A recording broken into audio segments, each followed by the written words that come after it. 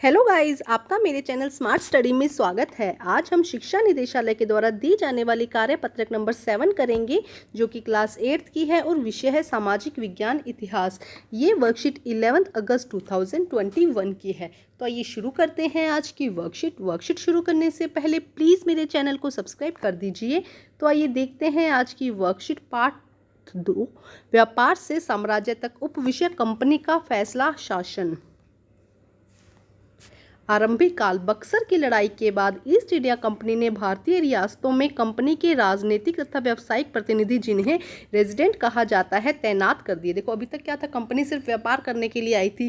धीरे धीरे क्या कहा, कंपनी ने टैक्स देना बंद कर दिया और धीरे धीरे कंपनी ही क्या हो गई, खुद वहाँ की नवाब बन गई। जो जितने भी मुगल थे उनसे उन्होंने अलग अलग युद्ध किए, प्लासी का युद्ध किया, बक्सर का युद्ध किया, और उसके बाद वहाँ से जीत कर, क्योंकि उनके पास नौसेना मतलब सेना ज़्यादा थी ना, इसलिए क्या हुआ, वहाँ से जीत कर फाइनली जो नवाब थी वो कौन बन बैठी थी, कंपनी। ये हमने पिछली वर्कशीट में देखा था। अब बक्सर की लड़ाई के बाद ईस्ट इंडिया कंपनी ने भारतीय रियासतों में राजनीतिक और व्यावसायिक मतलब राजनीतिक भी मामलों में और व्यावसायिक मामलों में भी क्या करना शुरू कर दिया, प्रतिनिधित्व करना शुरू कर दिया। रेजिडेंट कहा जाता है, तैनात कर दिए, मतलब कि कुछ लोगों को तैनात कर दिया जो इन सब मामलों को संभालेंगे, जिन्हें रेजिडेंट कहा गया। उनका काम कंपनी के हितों की रक्षा करना और आगे बढ़ाना था। रेजिडेंट के माध्यम से कंपनी के अधिकारी भारतीय राज्यों की भीतरी मामलों में भी दखल देने लगे। अब ये रेजिडेंट सिर्फ कंपनी के मामलों का फायदा देखते थे, अब इसके लिए वो क्या करने लगे, भारतीय राज्यों के भीतरी मामलों में भी क्या देने लगे, दखल अंदाज करने लगे। अगला राजा कौन होगा, किसको किस पद पर बिठाया जाएगा, ये चीजें कंपनी के अफसर तय करना चाहते थे। मतलब राजा तो सिर्फ राजा के नाम पर, के नाम मात्र ही रह गया था, बाकी सारा काम कौन करना चाहती थी, कंपनी करना चाहती थी कि अगला राजा भी कौन बनेगा, किस पद पर कौन बैठेगा। कई बार कंपनियों ने रियासतों पर सहायक संधियां भी थोप दी। अब कई बार कंपनी ने क्या किया, जो रियासतें थी ना उनको सहायक संधि थोप दी। मतलब कि अब देखो संधि से मतलब क्या, जो रियासत इस बंदोबस्त को मान लेती वह स्वतंत्र सेना रखने का अधिकार नहीं रखती थी। मतलब कि अगर सहायक संधि का मतलब है कि भाई तुम हमसे संधि कर लो, तुम अपनी सेना नहीं रखोगे, हमारी सेना से जो काम करवाओगे वो करना है। इससे कंपनी को सुरक्षा भी मिलती है और उससे सहायक सेना के रख रखाव के लिए भारतीय शासक कंपनी को रकम भी देनी पड़ती। अब देखो क्या कहा जा रहा है कि एक तो कंपनी, मान लो कोई दूसरे किसी का घर, हमारे घर पे आके गार्ड अगर बन जाता है तो उससे क्या होगा, एक तो क्या होगा, वो अपने घर की भी रक्षा करेगा, हमारे घर की भी रक्षा करेगा, ठीक है। इससे कंपनी को तो सुरक्षा मिल ही रही थी, साथ साथ में क्या था, जो रियासतें थी, जो राजा महाराजा था, उसे कंपनी को पैसे भी देने पड़ रहे थे।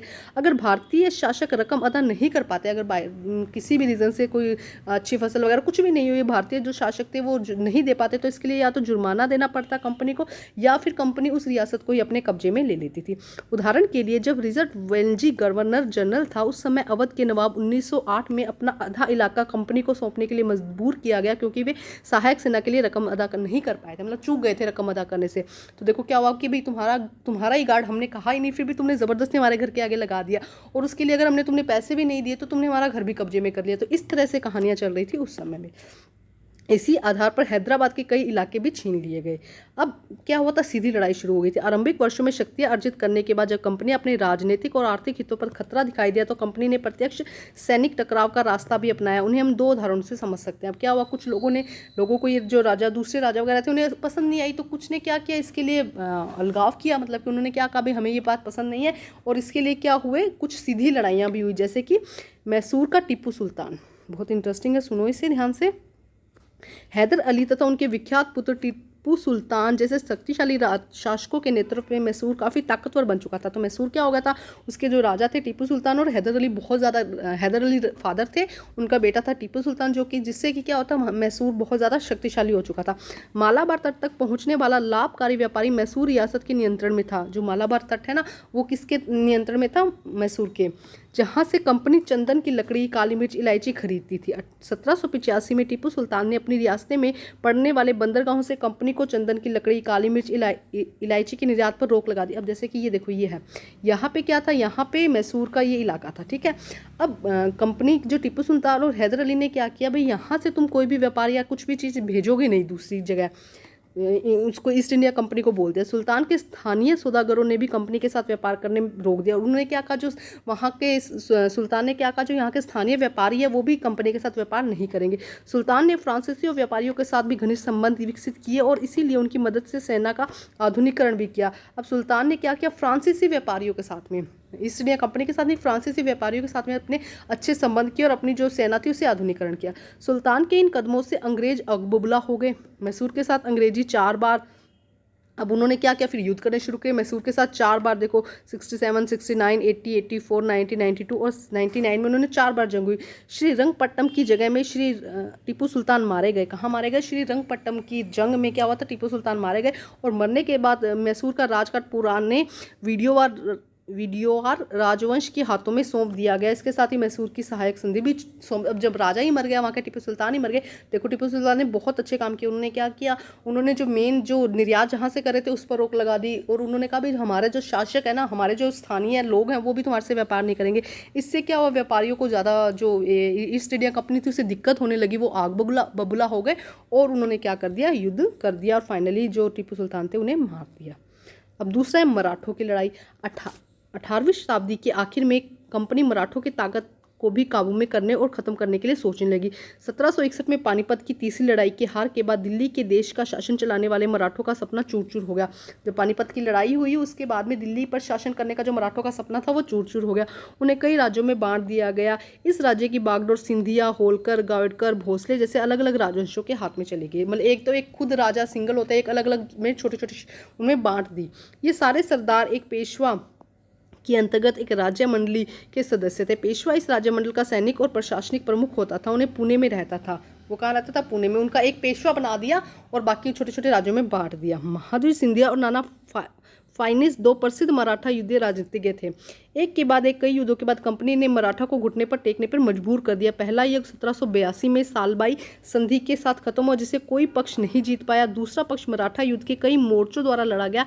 इसके नतीजे से उड़ीसा और यमुना के उत्तर में स्थित आगरा और दिल्ली सहित कई भूभाग अंग्रेजों के कब्जे में आ गए। देखो इसके अब मराठाओं ने भी अंग्रेजों का विरोध किया, लेकिन जो अंग्रेज थे वो ज़्यादा ताकतवर होते जा रहे थे, जिसकी वजह से क्या हुआ, जो अंग्रेज थे वो जीत गए। 1817 और 19 के बीच तीसरे अंग्रेज मराठा युद्ध में अंग्रेजों की ताकत को पूरी तरह कुचल दिया गया। देखो 3 युद्ध हुए थे, ध्यान रखेंगे, मराठा और अंग्रेजों के बीच में।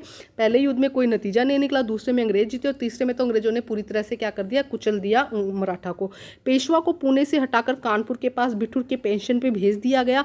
अब विंध्य के दक्षिण में स्थित पूरे भूभाग पर कंपनी का नियंत्रण हो चुका था। अब जैसे कि यहाँ पे हमने पढ़ा था, ये क्या है, विंध्य यहाँ पे सेंटर में था। अब विंध्य के दक्षिण की तरफ क्या हो गया था, पूरी तरफ से कंपनी का नियंत्रण हो चुका था। ठीक है, तो देखो किस तरह से अंग्रेज धीरे धीरे सिर्फ व्यापार करने के लिए आए थे और यहाँ का शासन करने लग गए थे। अब हम करते हैं इसके क्वेश्चन आंसर, आइए देखते हैं। देखो ईस्ट इंडिया कंपनी ने सहायक संधि के द्वारा भारतीय रियासतों पर किस प्रकार कब्जा किया। सहायक संधि धक्के से थोपी ना, मतलब बिना मतलब के सहायक संधि थोप दी कि तुम्हें करना ही पड़ेगा, अगर तुम नहीं उसका जो तुम सेना का ब्याज नहीं दे पाओगे तो उस पर क्या करेंगे, उसकी जो रियासत है वो लेंगे। सहायक संधि के द्वारा कंपनी भारतीय रियासतों के सैनिक सहायता प्रदान करती थी। वो क्या करती थी, उन्हें सैनिक सहायता प्रदान करती थी, परंतु बदले में रियासत को सहायक सेना के रख रखाव के लिए रकम देनी पड़ती थी। अगर रियासत रकम चुकाने से चूक जाती तो रियासत के एक हिस्से पर कंपनी अपना कब्जा जमा लेती थी। ठीक है, तो ये हो गया फर्स्ट क्वेश्चन का आंसर। अब देखते हैं सेकंड क्वेश्चन। प्रश्न नंबर 2, अंग्रेज टीपू सुल्तान से क्यों आग बबूला थे, इस लड़ाई के क्या परिणाम हुए। देखो क्यों आग बबूला थे, देखो ध्यान से समझो, क्या था आग बबूला होने का रीजन बताओ। तो देखो क्यों थे आग बबूला, टीपू सुल्तान ने अपनी रियासत के बंदरगाहों से अंग्रेजों को व्यापार रोक दिया था। टीपू सुल्तान ने क्या किया था भाई, अपने जो भी एरिया है वहां से उसने क्या कहा था, यहाँ से कोई भी आप व्यापार नहीं कर सकते। सुल्तान ने स्थानीय शासकों को भी कंपनी के साथ व्यापार करने से रोक दिया था। एक तो बंदरगाहों से कोई सामान बाहर नहीं भेज सकते, सेकेंड को स्थानीय शासक थे उनसे भी आप व्यापार नहीं कर सकते, और फ्रांसीसी के साथ घनिष्ठ संबंध थे, और उन्होंने अपनी सेना को भी क्या कर लिया था, मजबूत कर लिया था।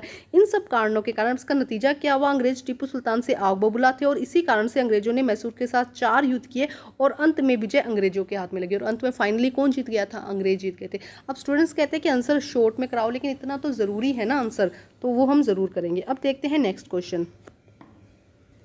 नेक्स्ट देखो क्या कहा गया है, यहाँ पे क्वेश्चन देखते हैं। मराठा संघ के प्रमुख राजवंश कौन थे, यह किस प्रकार शासित था, मतलब कि मराठा संघ के प्रमुख राजवंश शासन कौन थे, यह संघ किस प्रकार से शासित था। मराठा संघ के प्रमुख शासक सिंधिया, होलकर, गायकवाड़ और भोसले थे। वे सारे राजवंश पेशवा के अधीन एक राजमंडल के सदस्य थे। Question number 4, east India company ने मराठों को किस प्रकार अपने युद्ध के अधीन किया था? ईस्ट इंडिया कंपनी ने मराठों के साथ 3 युद्ध किए थे, 82 में, 3-5 में और 1817-19 की में हराकर अधीन किया था। 3 युद्ध किए थे और उनमें हराकर क्या कर दिया था उन्होंने? ईस्ट इंडिया कंपनी को अपने मराठों को अपने अधीन कर लिया था। तो आज की वर्कशीट कंप्लीट होती है। वर्कशीट कंप्लीट करके अपने टीचर से चेक करवाइए और प्लीज़ मेरे चैनल को लाइक कीजिए, सब्सक्राइब कीजिए और शेयर कीजिए। Thank you guys.